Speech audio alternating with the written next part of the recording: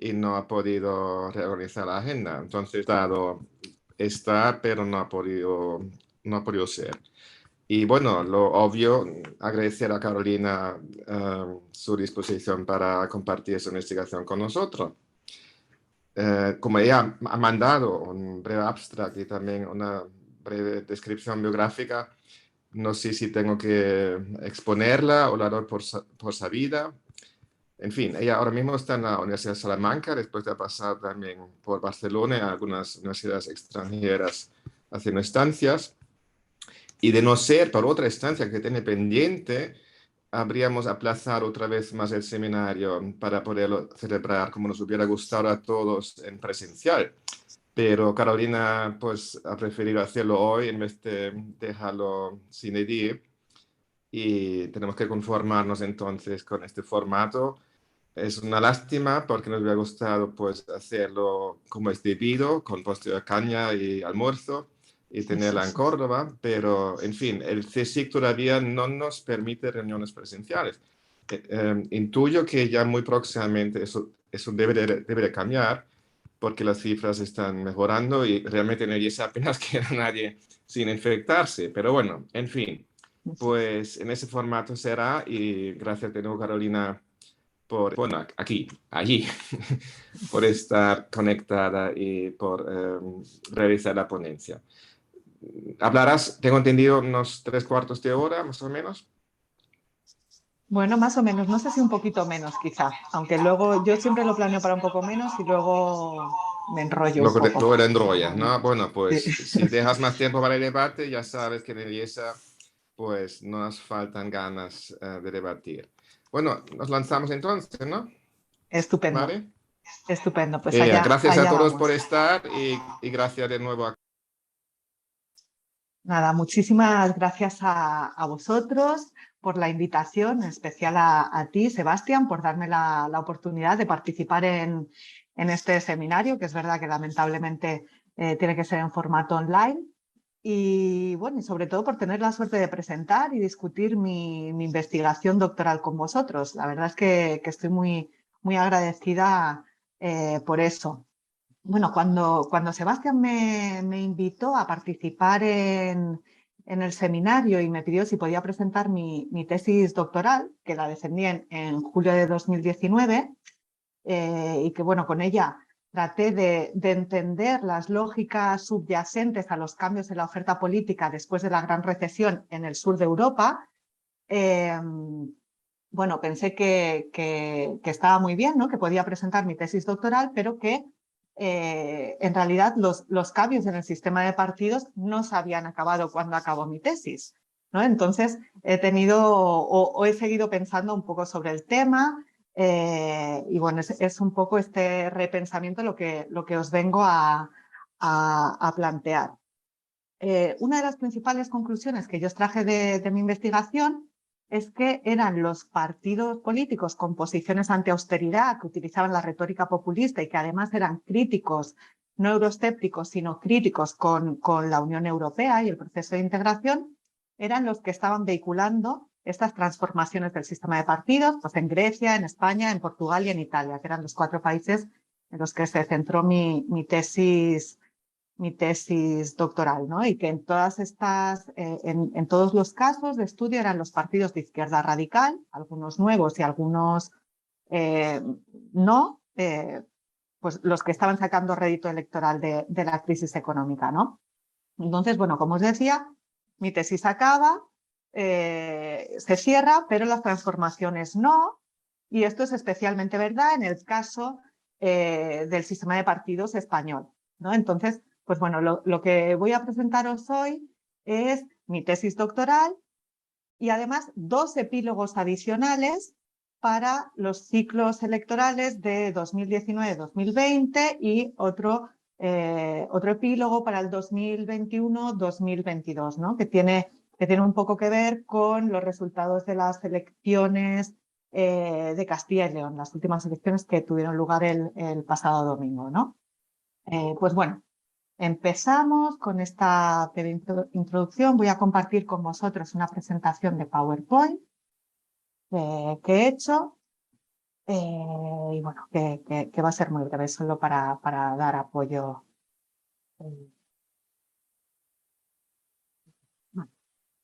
Bueno, pues bueno, mi tesis doctoral parte de la literatura que apunta que en los contextos de grave recesión económica habitualmente cambia la estructura de la ventana de oportunidad de los sistemas de partidos, ¿no? Y esto suele pasar o pasa porque en tiempos de crisis económica la política se vuelve convulsa, ya sea porque los votantes castigan en las urnas a los partidos en el gobierno, porque aumenta la xenofobia y el extremismo a causa de la mayor inseguridad económica, o porque los ciudadanos sienten niveles de agravio altos y es probable que expresen su descontento y protesten, ¿no? En el contexto de la gran recesión, en específico, afrontar las dificultades económicas, aplicar las políticas de austeridad y las repercusiones sociales que se derivan de esto, traen como consecuencia una enorme pérdida de legitimidad de los gobiernos nacionales y las instituciones europeas. Esto bueno, va ligado o va en paralelo con una gran ola de desconfianza ciudadana hacia las instituciones, pero muy especialmente hacia las élites políticas y los partidos, ¿no? Se genera una profunda crisis de representación en España que permite además que se active el populismo en el escenario político y que este sea determinante en los cambios que se van a generar a partir de 2014. ¿No? Bueno, os he traído un par de gráficos que probablemente ya conozcáis, no voy a decir nada nuevo de momento, con pues un poco estos cambios para poder verlos empíricamente, ¿no? El sistema de partidos español cambia profundamente desde 2014 y en estos últimos años pues pasamos de un bipartidismo a un multipartidismo. Con los datos lo podemos observar. Primero, vemos que desde las primeras elecciones post-crisis, las de 2015, los dos partidos mayoritarios, el Partido Popular y el Partido Socialista, que habitualmente se habían estado alternando en el gobierno, pues sufren un descenso importante, ¿no? Alcanzando juntos pues, alrededor del 50% de los votos de concentración, frente al hasta 80 y pico por ciento que habían tenido en 2008. ¿No? En las siguientes elecciones, después de 2015, pues estas cifras, la verdad es que no mejoran, ¿no? Bueno, cuando los dos partidos tradicionales entran en esta crisis de representación, como la que podemos observar en España desde 2014 aproximadamente, se debe a que en la sociedad cambian los intereses, las demandas y las preferencias políticas de los ciudadanos, ¿no? Y se crean nuevos potenciales políticos que están latentes y que pueden ser aprovechados por partidos políticos en la arena electoral. Cuando esto sucede es cuando se abren estas ventanas de oportunidad para la formación y la emergencia de estos nuevos actores políticos que tienen posibilidades de cambiar y reestructurar los sistemas de partidos. A estos partidos, hay muchas maneras de llamarlos, en mi investigación los he llamado partidos desafiantes o challenger parties, ¿no? Partidos desafiantes. Pues para mí me han llamado la atención, me he prestado especial atención a estos partidos que entran en la contienda electoral politizando temas que son obviados por los partidos establecidos y que tienen por objetivo reestructurar o cambiar el status quo, ¿no? Así, mientras el bipartidismo se erosiona, en España han emergido otros nuevos partidos políticos que van a ocupar el espacio electoral, ¿no? Dan el salto a, bueno, pues por ejemplo, el salto a las arenas nacionales de Ciudadanos, la aparición de Podemos y más tarde estas escisiones del PP, Vox por un lado y Más País por otro, se traducen en, bueno, pues resultados electorales altamente fragmentados, con altos niveles de polarización ideológica y también de polarización gobierno-oposición. Esto se traduce, lo conoceréis de sobra y lo estamos viendo pues, en el último día con bastante virulencia, pues en inestabilidad política, dificultades de los partidos políticos para formar gobiernos de coalición, repeticiones electorales, resultados electorales sorpresa que nadie esperaba, también poca armonía entre autoridades territoriales, mociones de censura, etc.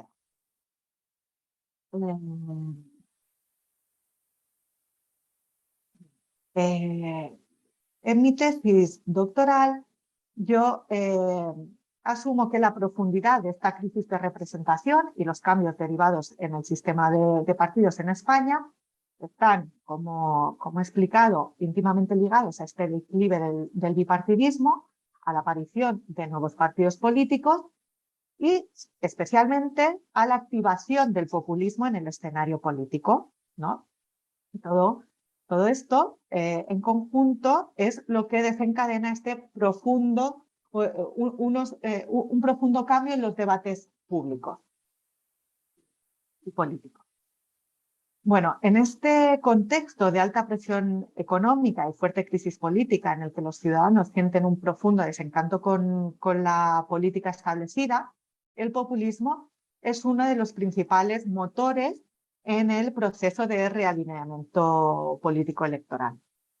Sin entrar mucho en la discusión teórica sobre las definiciones del populismo, que, como seguramente también sabréis, es uno de los conceptos más controvertidos de la ciencia política, y hay un sinfín de definiciones.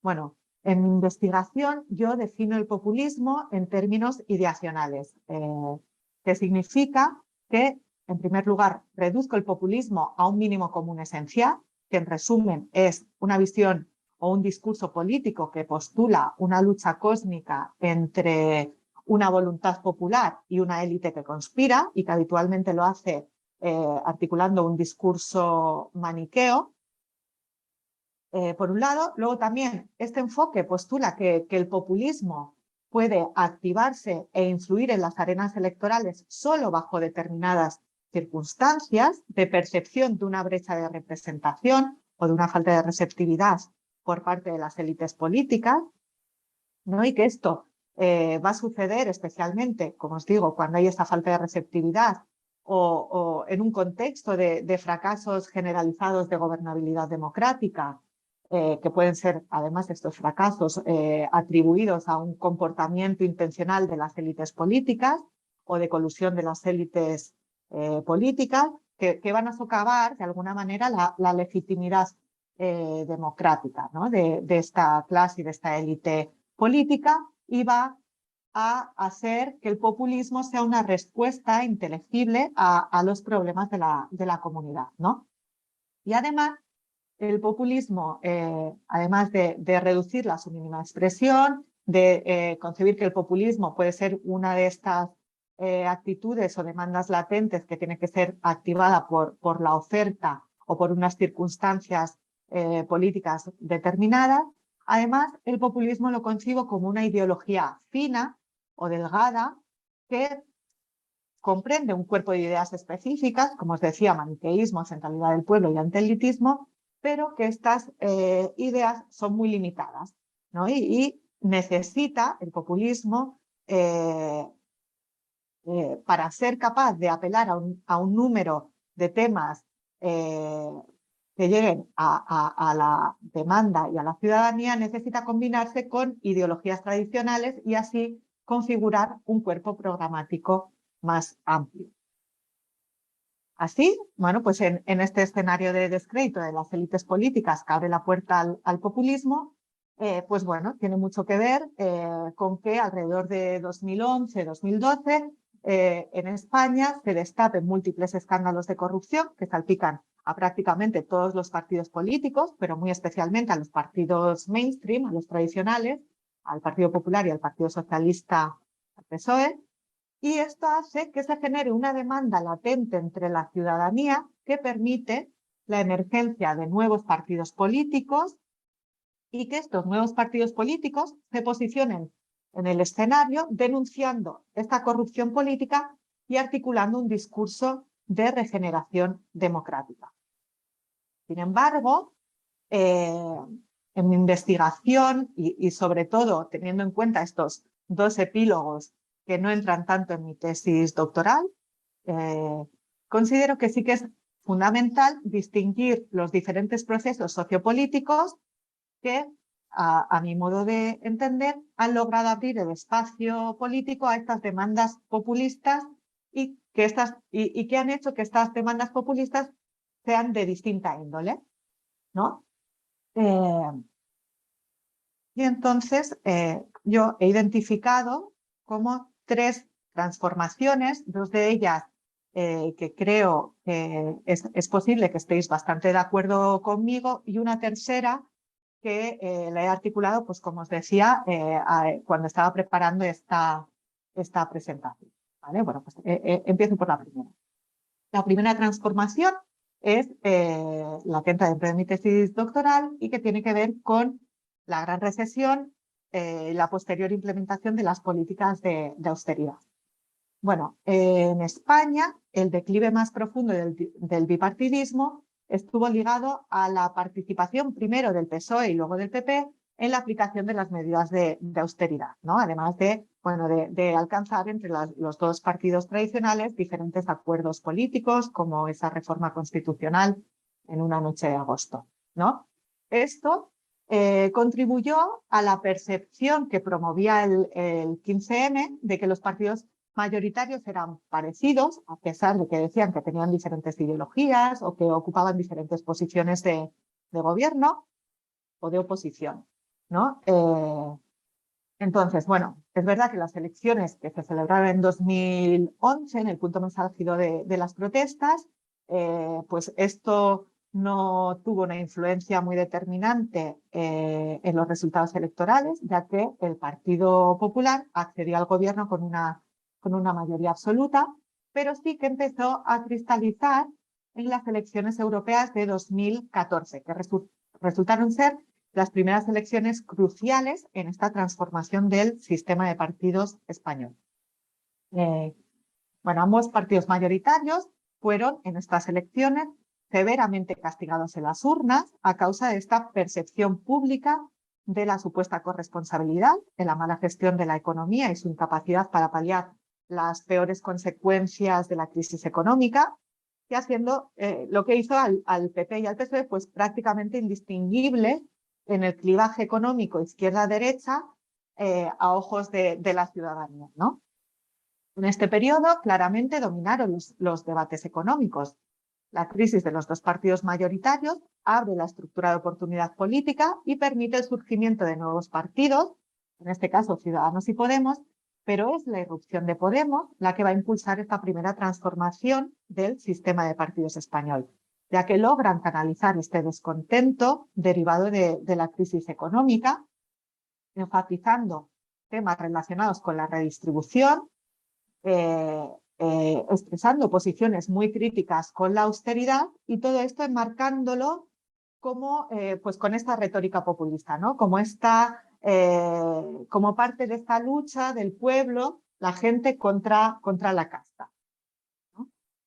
Aquí, pues bueno, la entrada de Podemos en el sistema de partidos español es verdad que no supuso una transformación estrictamente ideológica, ya que en términos programáticos había una fuerte similitud con Izquierda Unida, el partido tradicional de izquierda radical, pero sí que esta transformación fue pues política, ¿no? Porque Podemos plantea explícitamente y deliberadamente este prototipo de izquierda radical populista, ¿no? Y hace pues de la gente honesta y de la élite corrupta la división central y más relevante de su interpretación de la política española. Bueno, yo en mi tesis además identifico los principales facilitadores de estas transformaciones, y yo identifico pues, algunas cuestiones institucionales, societales y políticas que considero que han tenido que ver en estas transformaciones de los sistemas de partidos en el sur de Europa. En específico, bueno, entre los facilitadores institucionales considero que son las intervenciones de los poderes supranacionales, de la Troika cuando rescata a estos países del sur de Europa, estos rescates van a limitar el margen de maniobra de los gobiernos nacionales, dando una especie de condición de Estado limitado a los gobiernos de los países rescatados, los que van a hacer que estas transformaciones de actitudes latentes vayan a ser muy plausibles y muy extendidas entre las sociedades de los países del sur de Europa. Además, entre las condiciones societales, pues está esta ola de desconfianza derivada de esta incapacidad de los gobiernos para maniobrar, la que va a permear también. No solo esta desconfianza se va a dirigir hacia los gobiernos nacionales, sino que también van a permear en las instituciones europeas y que va a cristalizar en las arenas nacionales en forma de voto económico. Y por último, identifico algunos facilitadores políticos que en el caso español tienen que ver con este quiebre de la competición política partidista tradicional, no con la gran coalición en los gobiernos de unidad nacional, como se han podido dar en Grecia o en Italia, sino con esta convergencia programática de los partidos establecidos, ¿no? Bueno, como os decía, hasta aquí llega mi tesis, que trata sobre esta primera transformación del sistema de partidos español, que se da con la entrada de Podemos y en el eje de competición izquierda-derecha. La segunda transformación del sistema de partidos español, yo identifico o considero que se desencadena por una agudización del clivaje centro-periferia y una reacción en paralelo o a la vez en el eje Galtán, este eje que identificó Kitchell, que digamos confronta a los partidos verdes, alternativos y libertarios con los tradicionalistas, autoritarios, nacionalistas. ¿Sí?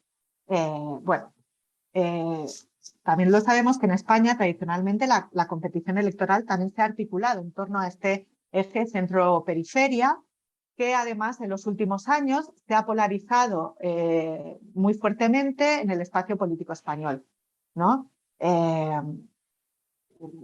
Esto tiene que ver sobre todo con las reivindicaciones independentistas de Cataluña, ¿no? Que han agudizado esta fractura centro-periferia y las cuestiones relacionadas con la nación y el modelo territorial, ¿no? Y esto ha llevado a que se abandone la predominancia del debate económico y bueno, sean las identidades nacionales y regionales las que dominen el debate público. Bueno, esto es muy cierto, pero a mí me parece que no solo es la cuestión territorial y el clivaje centro-periferia, también hay reacciones tradicionalistas, nativistas y autoritarias en torno a temas como la migración o el feminismo. Cabe señalar pues la potencia del movimiento feminista en España a raíz de diversas cuestiones como la ley del aborto de Gallardón o el caso de la manada, ¿no? Que ha hecho que el movimiento feminista español esté muy movilizado y muy presente en las calles. Y esto ha desencadenado también una serie de debates culturales, identitarios, que van a nutrir a la derecha radical populista, ¿no? De esta manera, en 2018, en las elecciones andaluzas y más tarde en 2019 en las elecciones nacionales, el sistema de partidos español vuelve a cambiar, emerge un nuevo partido político o entra en las instituciones y pone fin, Vox, es Vox evidentemente, y pone fin a esta excepcionalidad española que desde el final del franquismo había dejado fuera de las instituciones a los partidos de derecha radical.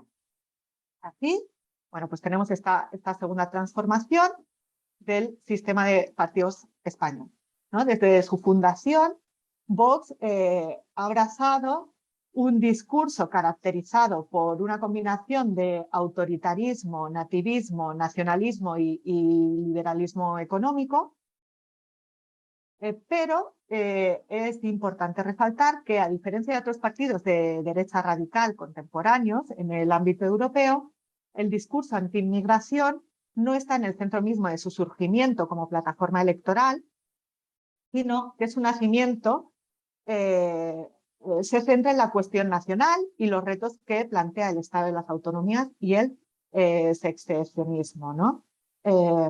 Sin embargo, sí que en los últimos años, quizás desde el inicio de la pandemia, de una manera mucho más evidente y más clara, su discurso sí que se aproxima mucho más al de la derecha radical populista europea, y no solo movilizan la identidad nacional frente a opciones políticas que, según su imaginario, amenazan desde dentro la soberanía del país, sino que también lo hacen frente a la intervención de poderes supranacionales, ¿no?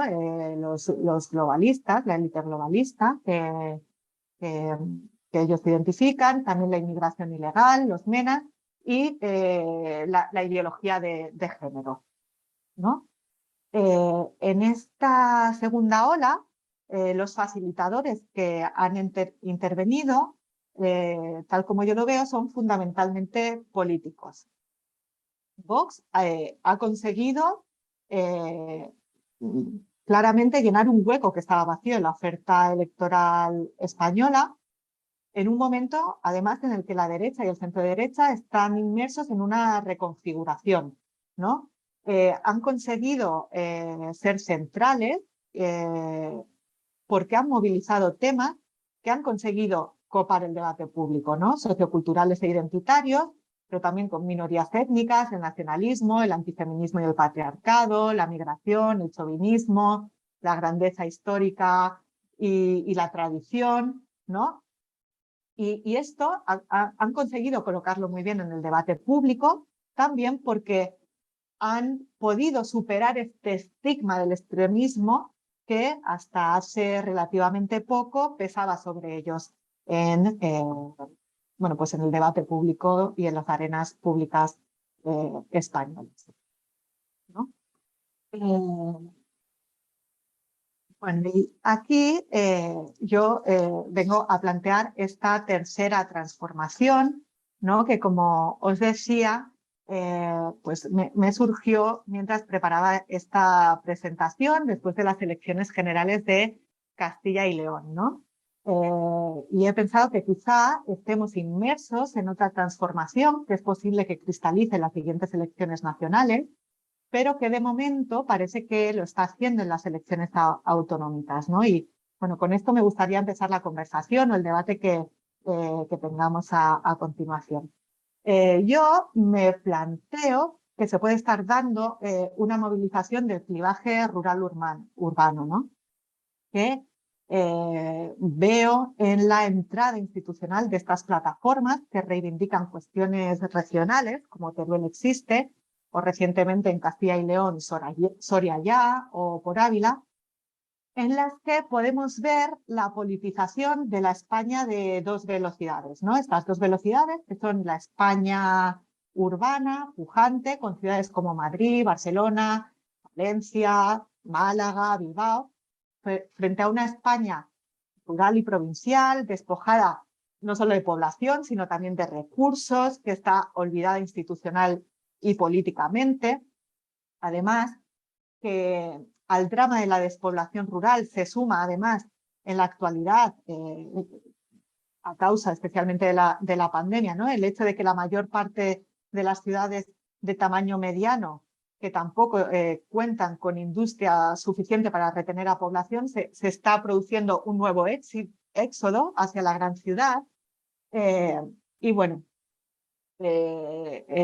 con estas plataformas que ahora mismo están muy desagregadas, pero que parece que se están moviendo en la dirección de articularse políticamente para presentarse a las próximas elecciones. Esta cuestión de este nuevo partido, la España vaciada, que se ha presentado en algunas ciudades como marca propia o como nueva marca, por ejemplo, en Salamanca.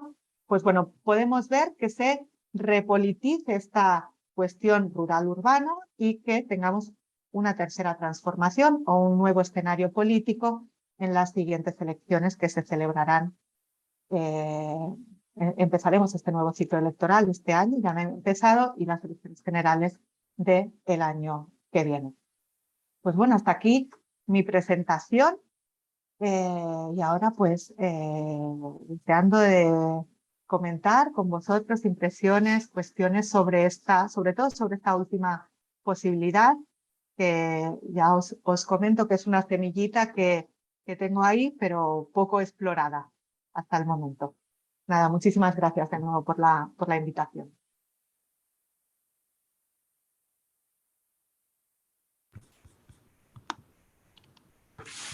Bueno, pues gracias a ti. Yo siempre tengo preguntas, pero no quiero ser yo quien por este principio. Pues a ver quién quiere hacer una primera pregunta. Si no voy yo, pero ya digo, yo siempre tengo preguntas. Marta, ¿tú haces de moderadora o lo hago yo también? Pues como prefieras. Joan ha levantado la mano, pues si quieres que hable Joan. Yo no lo he visto, sí, pues si lo ha levantado, pues perfecto. Vale, pues bueno, muchas gracias Carolina por la presentación. Yo de momento déjame que no entre por el tema que tú planteabas al final, prefería hacerte alguna pregunta sobre lo anterior. A ver, a mí me ha gustado, digamos, el conjunto del esquema que tú planteabas, ¿no? Porque era un esquema de estos que nos va a los científicos sociales, con diferentes, ¿no?, variables y cosas que están en juego. Pero ahora imagínate que no somos científicos sociales, que aquí somos periodistas y lo que queremos es que nos des un titular espectacular, ¿no? Y por tanto, digamos que de esas piezas que tú ponías en la explicación, ¿cuál sería la que destacarías? ¿No? Porque eso, tú hablabas de las políticas de austeridad, ¿no?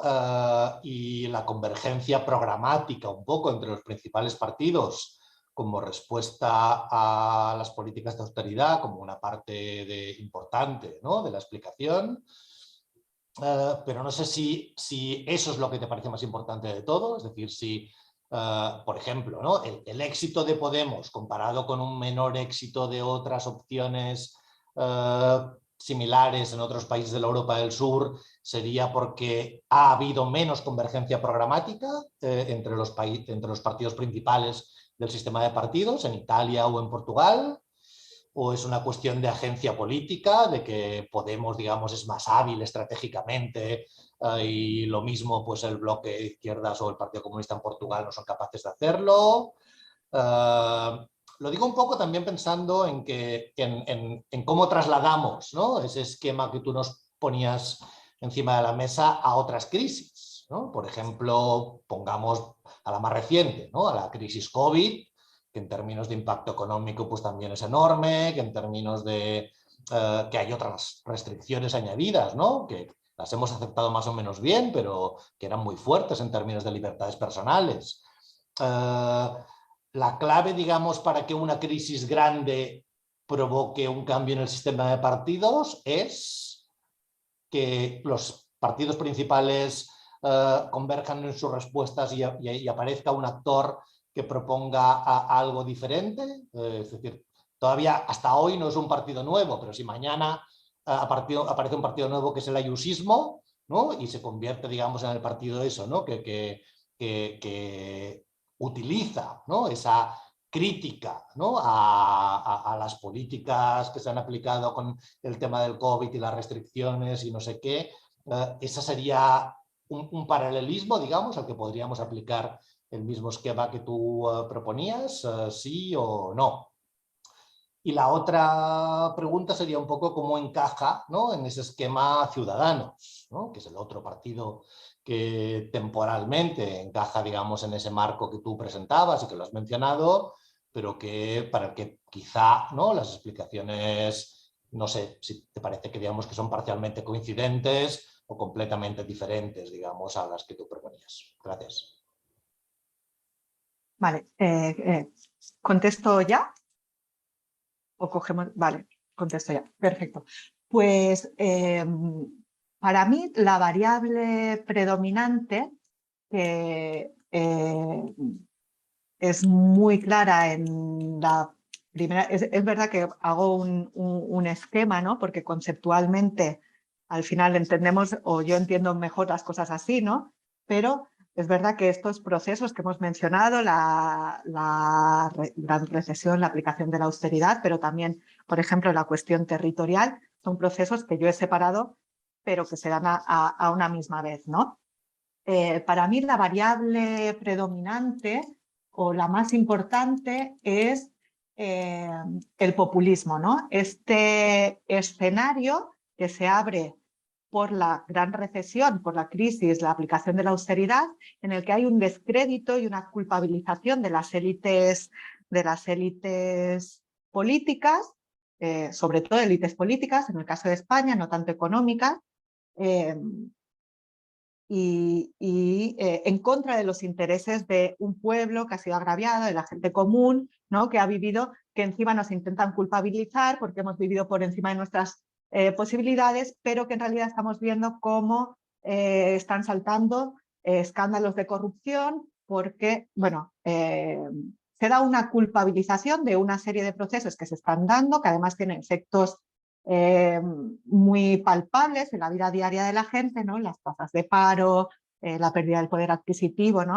Las clases populares están intensamente agraviadas y pues se da ese caldo de cultivo donde la retórica populista, que como os decía, va a culpar a las élites, va a enfrentar a las élites contra la voluntad general, bueno, pues puede ser una respuesta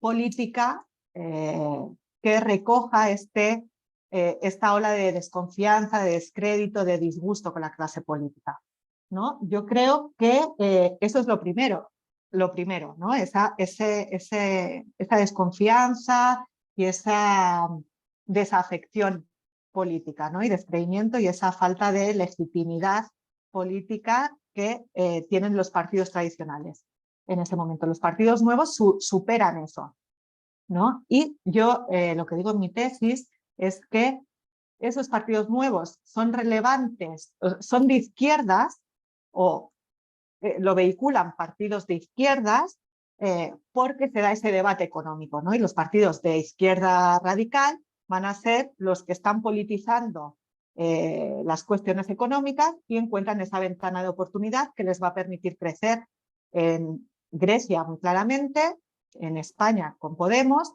también en Portugal y en Italia, que es bastante diferente en términos de oferta programática y también de demanda electoral, surge el 5 Stelle, que yo no categorizo en ningún momento de izquierdas, ¿no? Pero es verdad que en estos términos la excepción sería Italia, ¿no? En términos de la naturaleza ideológica de los partidos que van a politizar o a ganar réditos electorales después de esta primera transformación, ¿no? Como estamos llamando en esta presentación.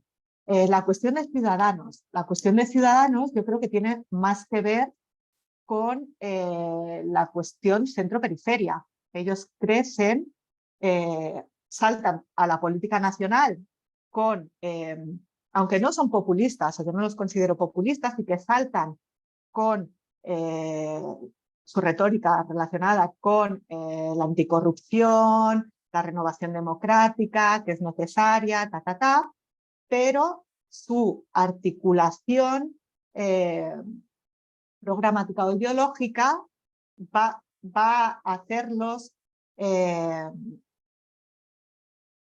crecer cuando la cuestión territorial está en el centro del debate público, no tanto la económica.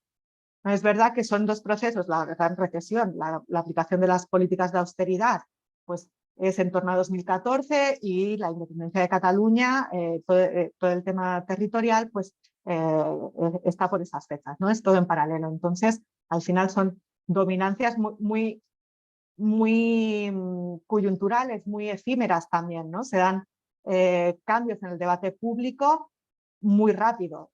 No se sostiene tanto. Yo sí que creo que el crecimiento de los nuevos partidos tiene que ver con el populismo y luego ya la configuración que se da en cada momento tiene que ver con qué es lo que está dominando el debate público en ese momento. Ciudadanos entra en esa primera transformación al debate, o sea, a las arenas nacionales, pero crece no tanto por la antiausteridad, no tanto tampoco por el populismo, porque hacen una crítica a las élites económicas, pero no tanto contra un status quo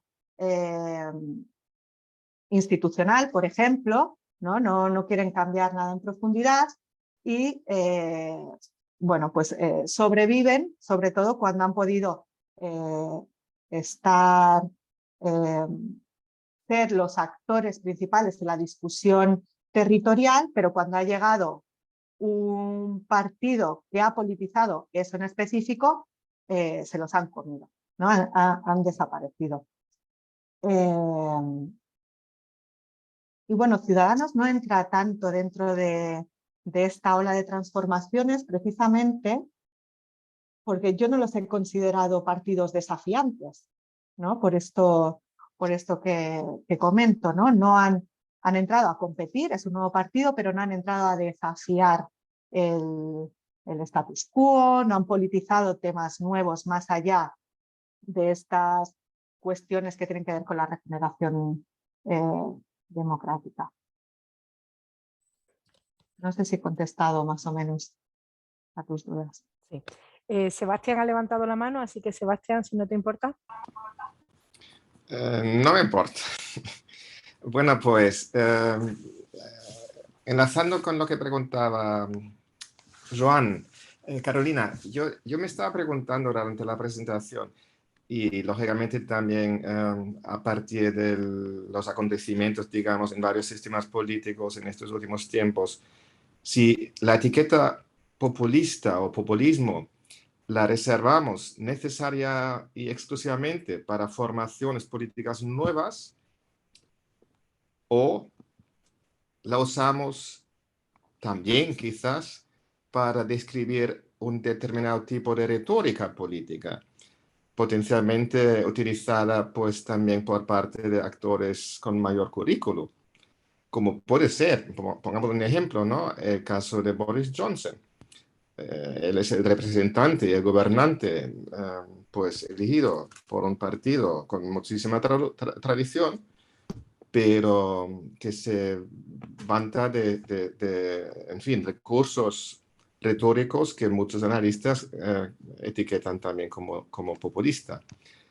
A ver, ¿dónde te posicionas tú? En fin, por lo que has dicho hasta ahora, parecería más bien en la primera parte, pero me surge la duda, porque una cosa es que haya demanda por parte de una proporción elevada de la ciudadanía de pues, posicionamientos anti-élite, y cuestión distinta es que ningún actor establecido sepa aprovecharse de esa demanda y canalizarla.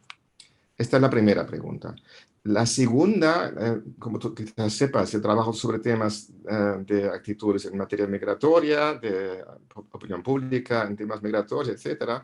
Y hace mucho tiempo que nos preguntamos en España por las razones por las que las actitudes, por lo menos las manifiestas en materia migratoria, son relativamente pues benévolas en comparación con otros muchos países, al tiempo que hasta la irrupción de Vox, pues no había un actor político de derecha radical que echaba leña al fuego, digamos, politizaba ese tema y se aprovechaba de él para saltar a la gloria.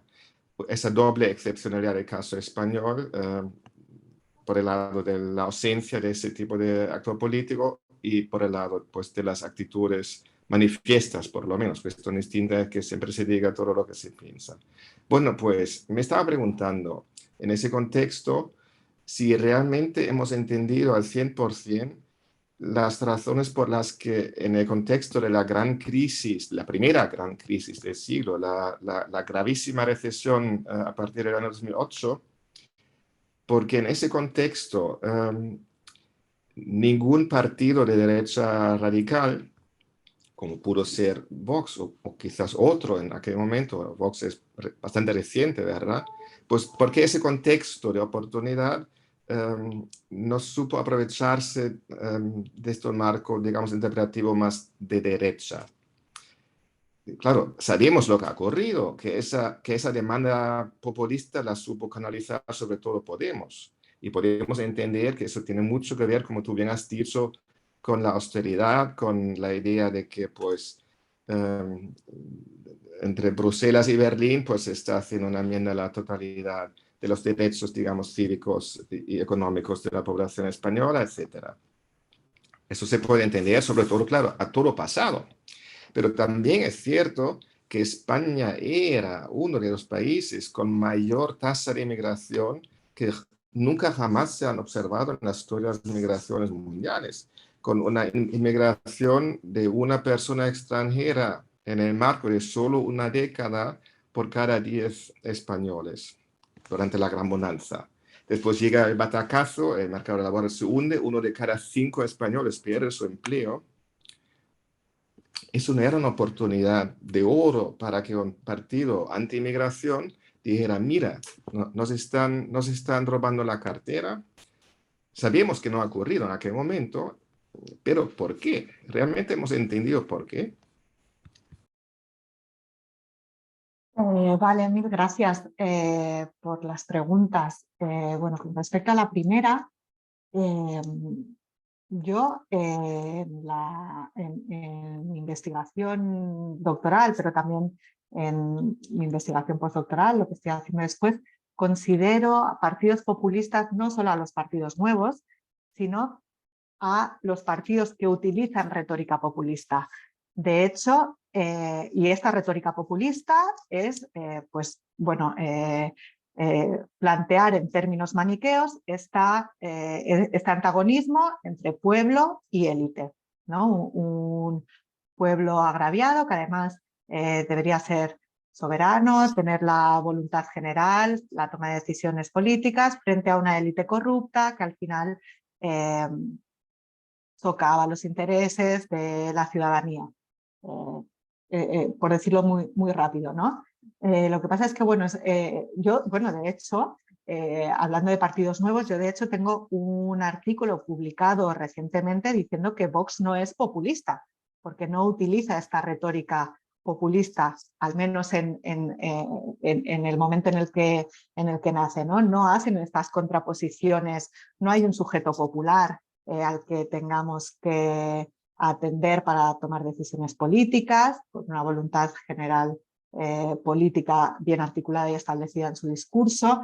Tienen un discurso antiélite, pero más antiélites políticas, de enfrentamiento muy duro, con un lenguaje muy belicoso, pero hacia otros contrincantes políticos, no hacia una élite superior que está gobernando, ¿no? Yo consideré en un momento determinado, o sea, que en el momento de su surgimiento Podemos no era populista, era supranacionalista, ultranacionalista, otras cosas que en el contexto europeo está muy relacionado con ser populista también, pero en el caso de Vox no lo era. Es verdad que creo que su discurso ha evolucionado, no sé si solo por términos de demanda, de estrategia política, de contagio con otras formaciones de derecha, el hecho de compartir asesores, no lo sé, pero sí es verdad que su retórica ha evolucionado y yo creo que ahora sí que son populistas, ¿no? Pero esto con respecto a las etiquetas, a veces etiquetar o conceptualizar una investigación es muy, muy, muy difícil, ¿no? Entonces yo estuve pensando mucho sobre cómo llamaba a los partidos políticos que yo quería estudiar en mi tesis doctoral. No los quería llamar partidos populistas porque me encontraba con el Bloco de Esquerda, por ejemplo, en Portugal, que no es populista. No los quería llamar partidos nuevos porque me encontraba con Syriza, que no era un partido nuevo. tampoco quería llamarlos partidos de izquierda radical, porque estaba el 5 Stelle, que no es de izquierda radical. Entonces decidí llamarlos partidos desafiantes o challenger parties, ¿no? Que hay literatura que sí que apoya esta cuestión, pues, de estar fuera del mainstream, estar habitualmente colocado en la oposición y tener confrontar con nuevos temas que no son tratados por los partidos que ya están dentro del sistema electoral o que, bueno, sí, con otros partidos políticos, politizar temas que no han tratado ellos, o confrontar las estructuras político-institucionales del status quo, ¿no? Al final, mi definición de partidos desafiantes no tiene nada que ver ni con ser nuevos ni con ser populistas, ni con ser radicales en realidad, aunque en los partidos que he estudiado pues hay una combinación de 2 o 3 de estas características. Y sobre la migración, seguramente tú sabrás muchísimo más que yo en este sentido, porque es verdad que, como comentas, ¿no?, las actitudes políticas relacionadas con la migración no son especialmente negativas, en el caso español, por lo menos hasta hace relativamente poco. Yo no sé exactamente por qué, porque tenemos tasas de migración altas, somos frontera sur también y bueno, no me aventuro a decir por qué estas actitudes son positivas, ¿no? Pero sí que creo que en el primer momento, en la crisis económica, no se politizaron, porque en realidad el foco, la culpabilidad de la crisis, el foco se puso en unas élites políticas que habían actuado mal, no en estos momentos, en el momento de máxima vulnerabilidad económica de la ciudadanía, el culpable no estaba al lado, sino que estaba arriba, ¿no? En este nuevo eje que se estableció en algún momento, yo que he trabajado con clivajes, el arriba-abajo, ¿no? No tanto el dentro-fuera, la comunidad que no somos nosotros, que viene de fuera, es el culpable de todo esto, sino que eran los de arriba los culpables. Es verdad que también teníamos una oferta política,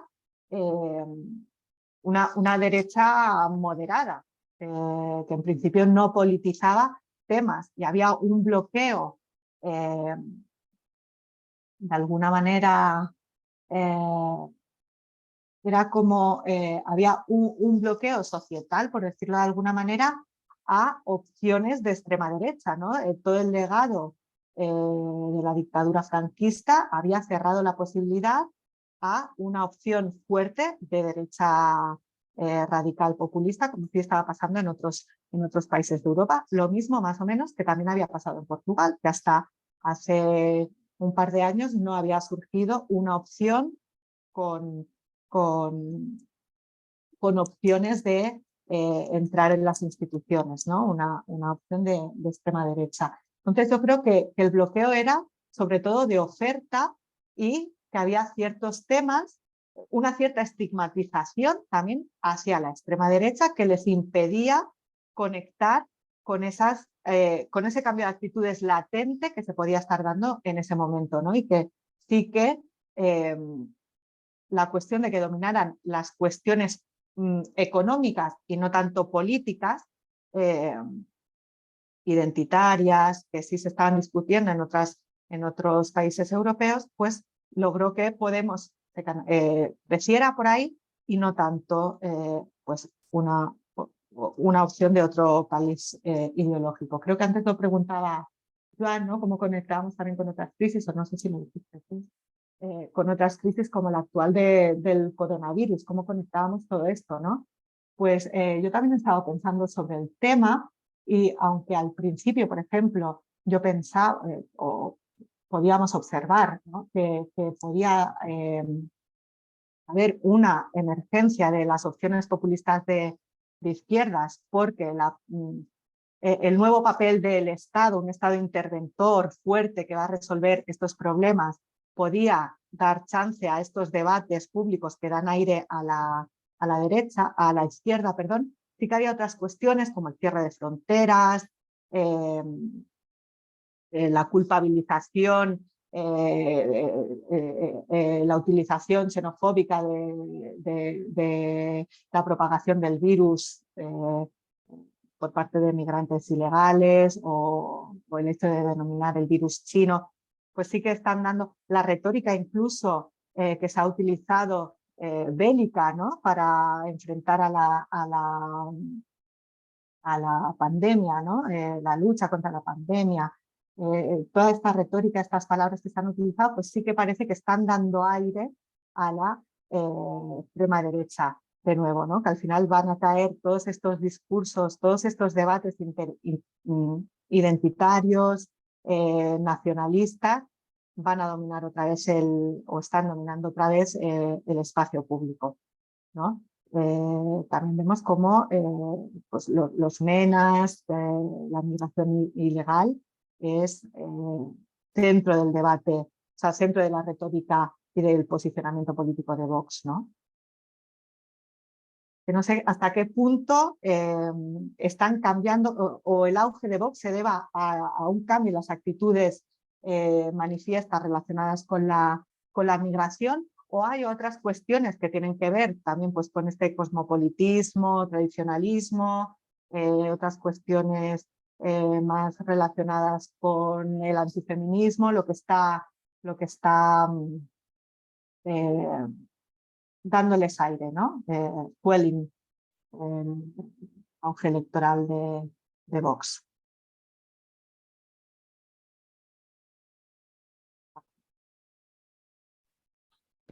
Bueno, si alguno más quiere hacer alguna pregunta.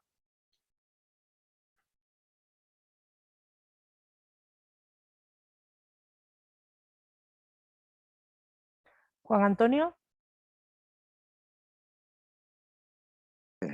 Hola, gracias Carolina por toda esta presentación muy interesante.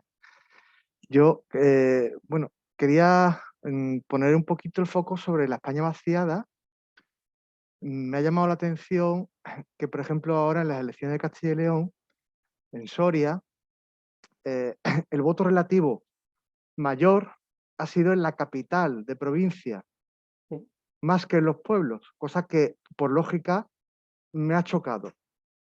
Y luego también, si esos movimientos pueden provocar, por así decirlo, unos reinos de taifa que hagan inviables que avancen, más de lo que ya está avanzando con 2, 3 partidos que tengan algo de fuerza. Muchas gracias.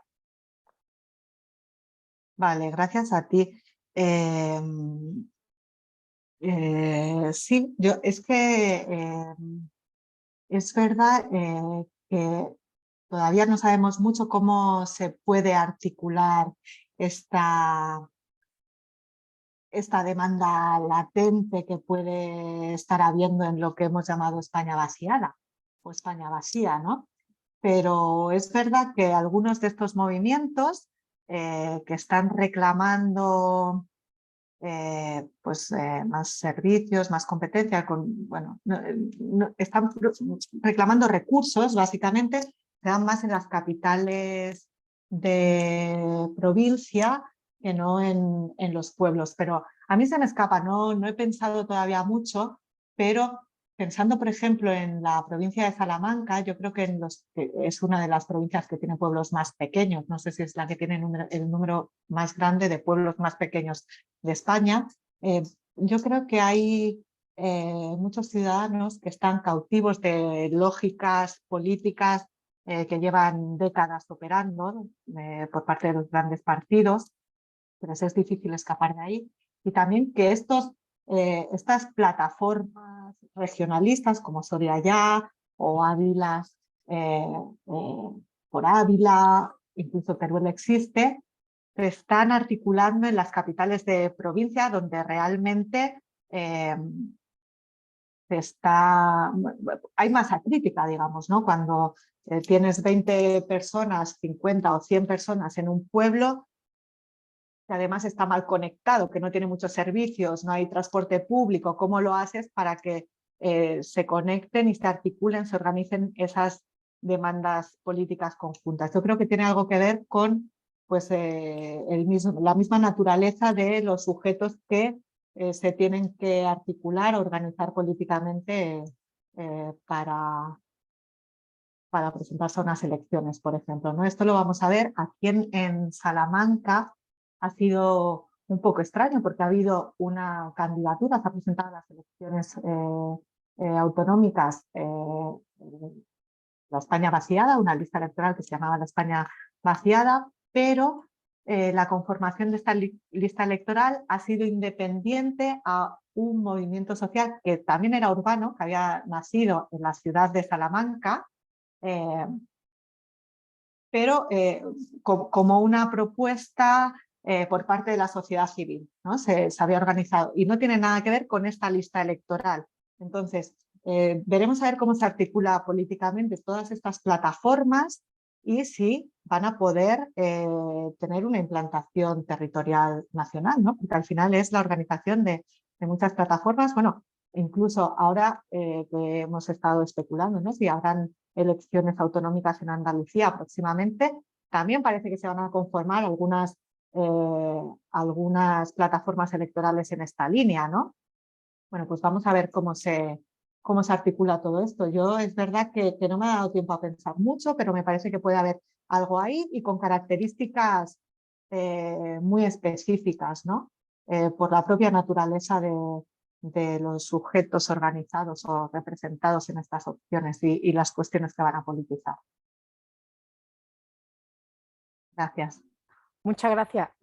Rodrigo ha levantado la mano, Rodrigo. ¿Se me oye bien? Sí. Sí, vale. Pues enhorabuena, Carolina, me ha parecido muy interesante. Tengo, la libreta llena de apuntes, o sea, me ha gustado muchísimo. Empezar por ahí. Tengo Gracias.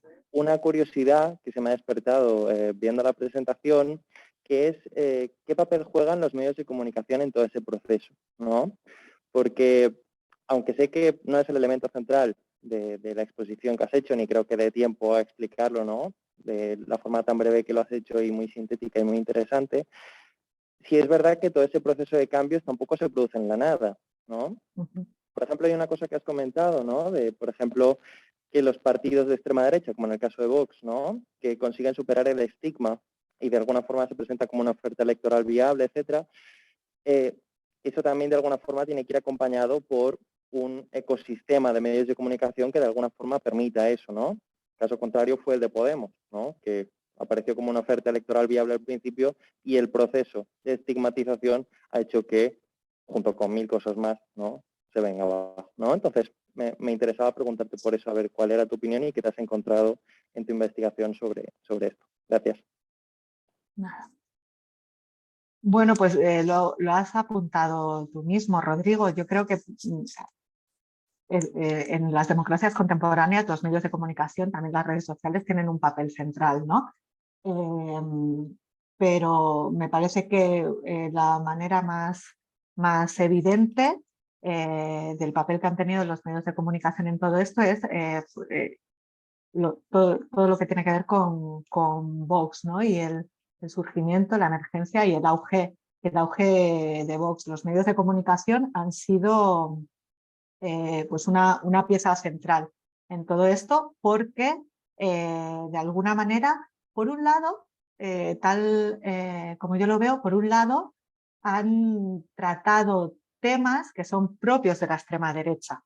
Por ejemplo, pues recuerdo, no sé si era en el verano de 2018, pues un mes de agosto en el que se hablaba de avalanchas que estaban llegando de Marruecos, ¿no? Avalanchas de migrantes, de emergencias migratorias, y los medios de comunicación cubrían este tema y eso pues, genera un caldo de cultivo también que puede ser aprovechado por estos partidos políticos. Y por otro lado, los medios de comunicación, es verdad que ahora con la existencia de las redes sociales, estos partidos políticos siempre van a encontrar un canal donde tener voz, ¿no? y relacionarse con la ciudadanía, con los electores, etc. Pero la aparición de estos partidos políticos en los medios de comunicación les ha legitimado, ¿no? Amparados en la libertad de expresión, han entrado en los medios de comunicación y esto les ha hecho parecer a ojos de la ciudadanía actores legítimos con todo el derecho del mundo a participar con un discurso legítimo y aceptable en democracia, ¿no?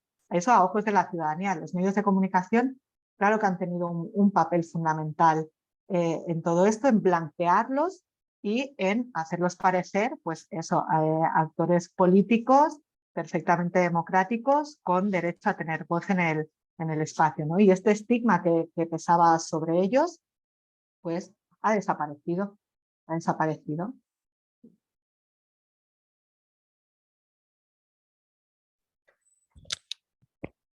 Muchas gracias, Carolina. Mira, nuestra compañera Regina, que no tiene micro, en el chat ¿Sí? ha puesto una pregunta. Vale. Hola, disculpad, pero no tengo micro, me atrevo a plantear mi pregunta por aquí. Una vez debilitado el bipartidismo, ¿tendría mayor calado el debate de la reforma de la ley electoral? ¿En qué sentido afectaría a los nuevos partidos? Vale, pues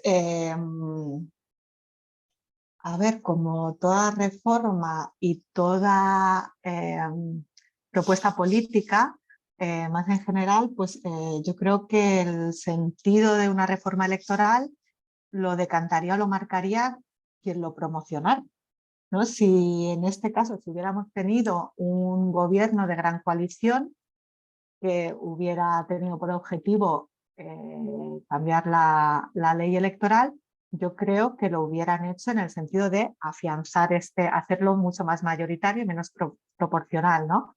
Para premiarles a ellos porque, bueno, siguen siendo mayoritarios, aunque estén muy, muy debilitados, ¿no? Entonces, una reforma electoral en este sentido les podría reforzar y pues garantizar en nombre de la gobernabilidad, pues bueno, podría garantizar una mayor estabilidad política, etcétera, etcétera. Si la reforma electoral fuera promocionada por partidos minoritarios, todos los partidos minoritarios que tenemos en el Congreso, los 17 restantes, y quisieran promocionar una mayor proporcionalidad, pues bueno, yo creo que depende de quién lo promocionara. En este caso, pues supongo que solo podrían hacerlo los partidos mayoritarios, incluso a nivel autonómico, los partidos mayoritarios, pero el hecho de que hayan tenido que establecerse coaliciones de gobierno también frena un poco el cambio de la reforma electoral en el sentido más mayor, para hacerla más mayoritaria, la representación en lugar de proporcional. Yo creo que eso en un momento se planteó al principio de toda esta protesta y esta ola de descontento ciudadano. El 15M era una de las propuestas o demandas políticas que tenía, ¿no? Los cambios de la ley electoral, pero creo que eso se ha diluido un poco, porque, bueno, se pueden dar cambios, pero no sé si favorecerían una mayor representación y más proporcionalidad. Pero creo que ahí operan un poco las lógicas del establecimiento de gobiernos que se han dado en los últimos años, estos pactos que han tenido que establecerse entre partidos mayoritarios y partidos más pequeños, que son intereses antagónicos, ¿no? Los que van a tener, y entonces no se van a poner de acuerdo. Creo que el escenario hubiera sido diferente si se hubiera establecido, como en algún momento parecía que podía haber pasado, un gobierno de gran coalición entre el Partido Popular y el Partido Socialista. No hubiera tenido duda de que se hubiera llevado a cabo una reforma electoral. Sí. Muchas gracias. ¿Alguien más quiere plantear algo? ¿Alguna duda? ¿Algún agradecimiento por tu intervención? Pues sobre el tema del agradecimiento, puedo entrar yo. Ya, eso es lo que Si esperaba. estuviéramos en el formato presencial, pues evidentemente ahora ya estaríamos mirando la puerta por si nos toma una caña. No sé si queremos cumplir el mismo horario o si queremos presionar a los compañeros que hagan alguna pregunta más. El tema, desde luego, que se prestaría muy bien a seguir hablando a continuación, ¿verdad? Pues igual, cuando se te presente la oportunidad, Carolina, pues te pasas por Elisa y retomamos el debate Sería estupendo, a ver si tenemos ocasión pronto. Pues entonces, lanzo ya la ronda definitiva de agradecimientos. Pues creo que ha sido muy interesante y pues muchas gracias por tu tiempo y por el detalle, pues digo, de dedicarnos tu tiempo.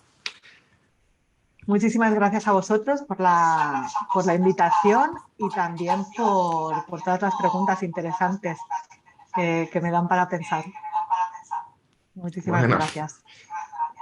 A ti. Bueno, buen fin a todos. Hasta otra. Buen fin de, muchas gracias. Gracias, buen fin de semana. Estamos en contacto. Muchas gracias, Carolina. A vosotros, muchas gracias.